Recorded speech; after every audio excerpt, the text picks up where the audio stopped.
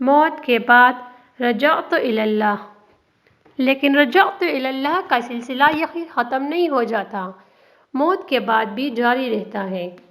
اس لیے قرآن کریم کی روح سے انسانی اعمال کے نتائج کی آمج گئے ہاں یہی زندگی نہیں، موت کے بعد کی زندگی بھی ہے۔ اس لیے قرآن کریم میں مختلف مقامات میں موت کے بعد رجعت الی اللہ کا ذکر بھی آیا ہے۔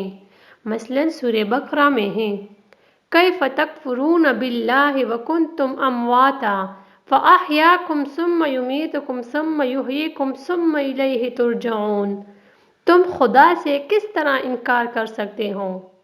ذرا اپنی حالت پر غور کرو۔ خدا نے تمہاری تخلیق کی، ابتدا بے جان مادہ سے کی، پھر تم ارتقائی منازل طے کر بشریت میں پہنچے، یہ طبعی زندگی پوری کرنے کے لیے۔ یہ طبعی زندگی پوری کر لینے کے بعد تم مر جاتے ہو، اس کے بعد وہ تمہیں پھر زندگی عطا کرتا ہے۔ ان تمام مراحل میں تم اس کے قانون کے دائرے میں گھرے رہتے ہو، تو مرنے کے بعد تم اس دائرے سے کس طرح باہر نکل جاؤ گے؟ اب بھی تمہارا ہر قدم اس کی طرف اٹھ رہا ہے، مرنے کے بعد بھی ایسا ہی ہوگا۔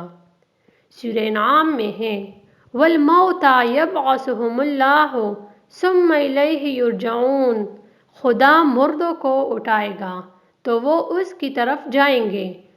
اس رجعت الی اللہ سے بھی مقصود مکافات عمل کی روح سے نتیجہ خیزی ہے، جیسا کہ سورہ توبہ میں واضح کر دیا وَقُلِ اعْمَلُوا فَسَيَرَى اللَّهُ عَمَلَكُمْ وَرَسُولُهُ وَالْمُؤْمِنُونَ وَسَتُرَدُّونَ إِلَىٰ عَالِمِ الْغَیْبِ وَالشَّہَادَةِ فَیُنَبِّئُکُم بِمَا کُنتُم تَعْمَلُونَ۔